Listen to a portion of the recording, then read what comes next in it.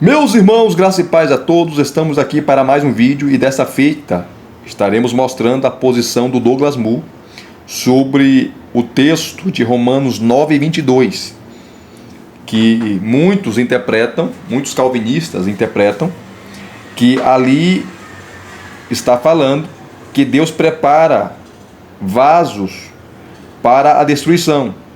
E o termo vaso ali é uma metáfora paulina para falar de pessoas. Então, o Deus que prepara vasos de misericórdia, prepara vasos para a perdição. E eu mostrei aqui a posição do Thomas Schreiner sobre esse texto. E o Schreiner, ele defende a dupla predestinação. Deus elege uns para a salvação e outros para a condenação. Então, os vasos de misericórdia, são os eleitos, que Deus predestinou para a salvação, e os vasos de ira preparados para a perdição são os réprobos. São aqueles que Deus determinou que seriam perdidos, são condenados, vão para o inferno. A posição do Douglas Moo é um pouco diferente, porque ele vai deixar a questão em aberto. Ele não vai fechar, tá? Porque tem várias questões aí dos eruditos, se a palavra preparados está na voz média, na voz passiva, na voz ativa, tá? Então ele vai deixar em aberto. Ele é mais cauteloso. Ele é um calvinista também moderado, diferente do Schreiner, que já defende logo a dupla predestinação. Então vamos lá para a posição dele, do Moo. Está aqui, ó. Romanos 9:22, a página é 745. Quem tem esse comentário pode conferir depois, tá? Eu não vou ler todo o comentário, só uma parte dele, tá? Então ele vai comentar aqui, ó. Eu até marquei aqui, tá? Que Paulo fala que Deus, com muita paciência, ele suportou. E ele vai explicar aqui. Olha que comentário maravilhoso. Cadê, papá? Rapidamente aqui, ó. No versículo 22, então, Paulo está reiterando a observação que ele fez com respeito ao procedimento de Deus com Faraó no versículo 17. Deus opera com aqueles que não estão em um relacionamento positivo com ele, a fim de demonstrar de modo amplo sua própria natureza e poder. O contexto de Êxodo torna claro como o fato de Deus levantar o Faraó contribuiu para a ampla proclamação de seu poder e nome.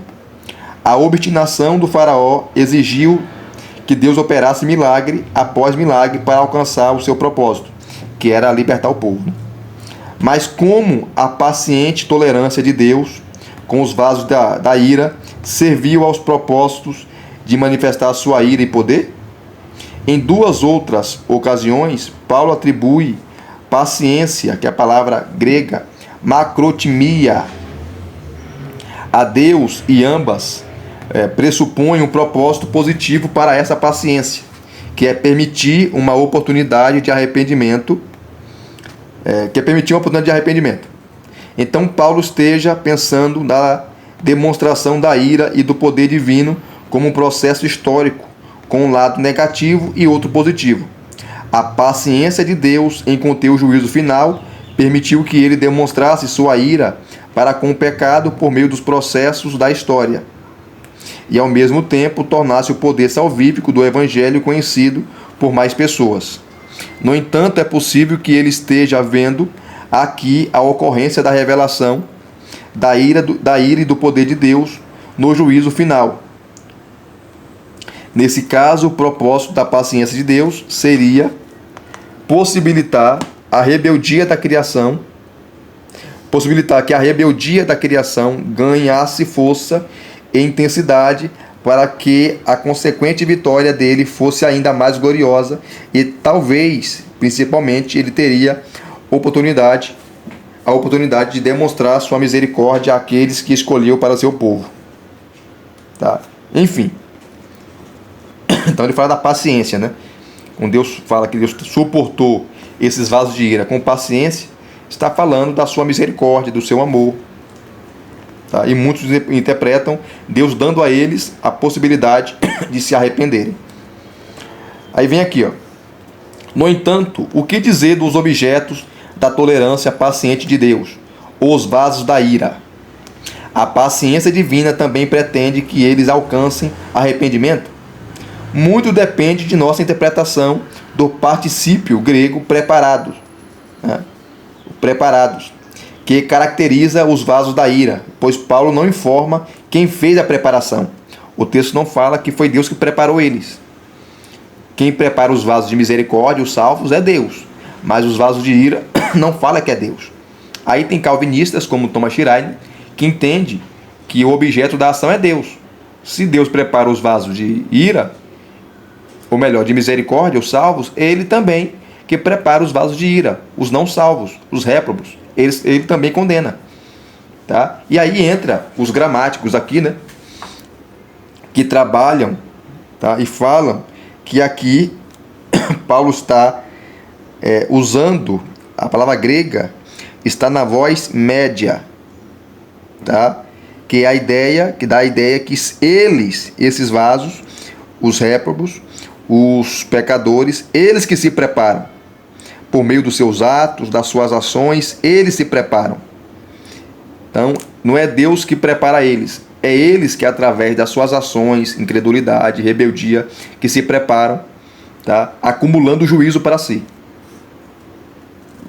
Há um debate sobre essa palavra, né?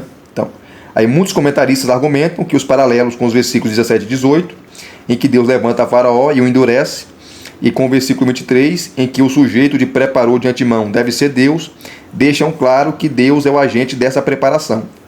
Essa expressão, preparados para a destruição, se referiria ao ato de reprovação de Deus, por meio do qual ele destina os vasos da ira à destruição eterna. No entanto, outros argumentam que é a diferença entre como Paulo se refere aos vasos de misericórdia no versículo 23 e como ele se refere aos vasos da ira aqui, que é significativa. Em contraste com o particípio ativo grego, aquele que preparou de antemão, do versículo 23, aqui ele usa um particípio médio, passivo, no grego, que não inclui Deus claramente na situação. E é difícil decidir, mas preferimos honrar ligeiramente a escolha verbal de Paulo e concluir que ele deixou deliberadamente em aberto a questão de quem poderia ser responsável pela preparação.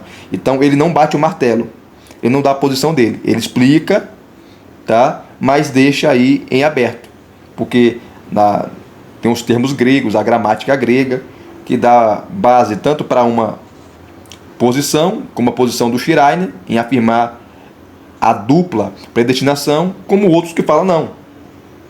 Está na voz média, então a voz média traz o sentido que é eles, os ímpios, que se preparam. Não é Deus que prepara eles para a destruição. Não é Deus que determina, não é Deus que predestina eles para a destruição. Mas pelo contrário, eles, pelas suas atitudes, se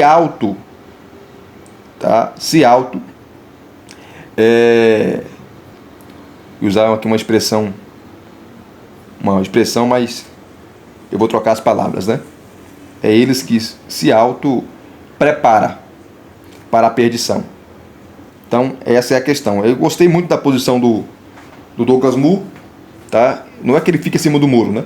Ele sabe que é o texto, ele conhece o grego, professor de grego, então ele deixa aberto, tá? Aí para você, leitor, para você, estudioso, decidir, né? Então, se vocês gostaram aí de mais um vídeo falando desse texto, né? Romanos 9:22, deixa aí os seus comentários, deixa o seu like, se inscreva no canal se você não é inscrito e acione o sininho para receberem todas as notificações. Graça e paz mais uma vez. Deus em Cristo vos abençoe. Até os próximos vídeos, querendo Deus.